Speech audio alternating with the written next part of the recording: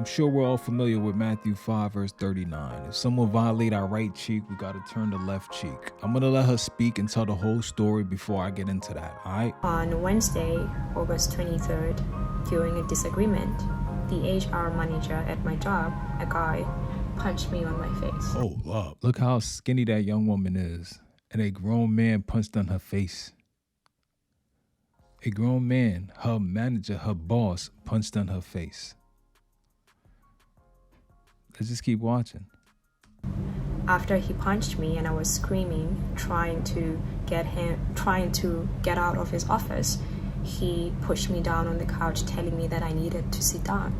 I screamed and I was trying to get my phone so I can take pictures and videos of what was happening. Instead, he grabbed my phone and said he didn't have my phone anymore. I don't know how I got out of the office, but somehow I got out. And I was running in the passage of this kindergarten trying to get help. There were various women there. All of them just watched and did nothing. Come on, women, let's do better. Let's do better. Let's do better. Let's do better. I managed to run to the stairs, but by the time I got to the stairs, he was already there, and he was preventing me from going past him. I was screaming, but he was pulling me, preventing me from leaving. I don't know what came to my head, but I thought about a different exit, and I ran towards the different exit, but he was chasing me. And during the time that he was chasing me, he was singing a song, humming a song, as though to distract me in case so that I can fall and he can catch me. I managed to get out of the building, and there was another lady. That's kind of weird that he was humming a song. It makes me think he's a sociopath or a psychopath. He's something. Something's wrong with this man. For him to be humming a song, I don't know if he's trying to confuse the people hearing so he could say she's crazy, but that's weird. I don't know if it's weird to y'all, but that's weird that he was humming a song while he's trying to abuse this woman. That's outside the building shouting for the securities officers to close the gate so I wouldn't get out. But what happened is the security officer made a mistake. Instead of closing the gate, he opened the gate. I want to know how does she know that it was a mistake that he opened it opposed to closing it? What if he was trying to open it? What if he was trying to help you? That's managing to get out. By the time I got out, I had no shoes on, no socks on. They had taken my phone. I had no bag on. It was just me and nothing on my hands. I didn't know what to do, so I started walking on the streets, and I came across a young Chinese lady. Asked her if she speak English, and she said yes. I asked her to call the cops. She called the cops arrived, and we went back to the kindergarten. When we arrived at the kindergarten, they had gathered everything that belonged to me in the table, telling me that the reason why they were preventing me from leaving is because they wanted me to calm down so they can call the cops to resolve the issue, despite the fact that I wasn't feeling safe, and that is why I wanted to run away.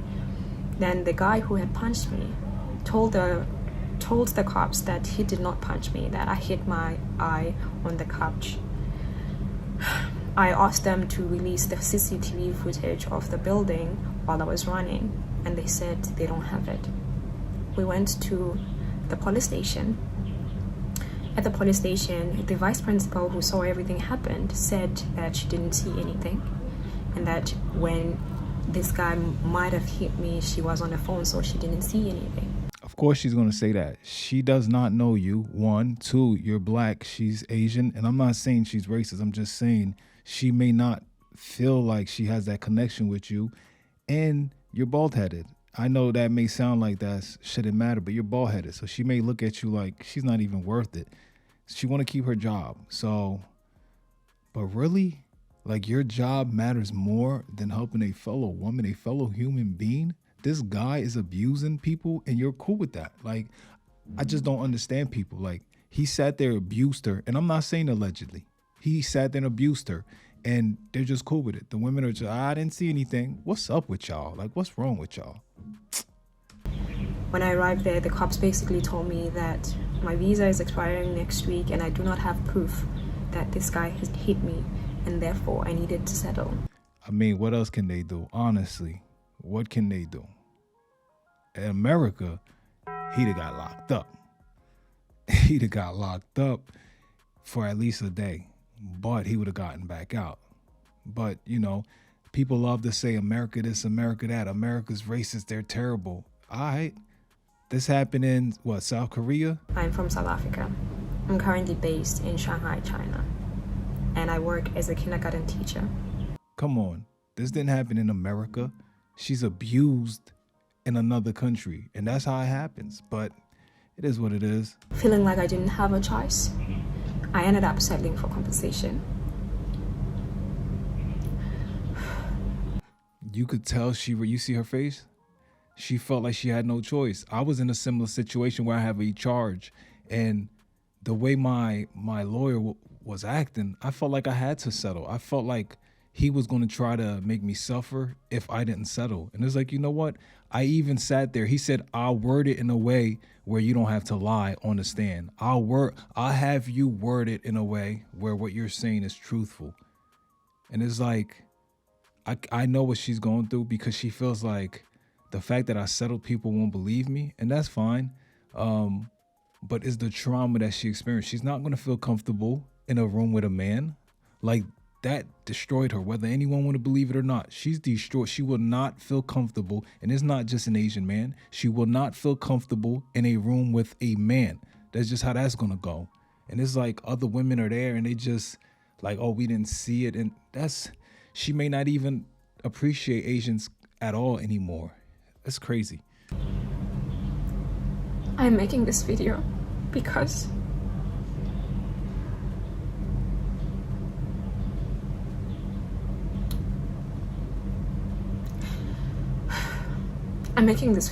there are so many of us out here who are suffering under the hands of our employers, who continue to disobey the law and treat us very poorly.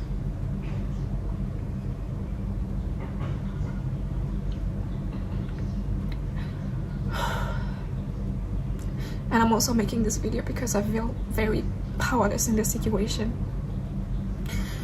They told me that if I talk to anybody or go to the media about the situation, then they would sue me and I would have to go to jail or get deported.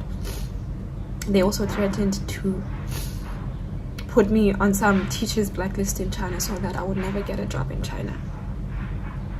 They also refused to give me any documents that would allow me to work anywhere else in China during this moment. But I'm not okay with just keeping quiet and pretending like this is okay and nothing happened. And I hope if you're seeing this video, you pass it to as many people as possible so that people know that this happens to me.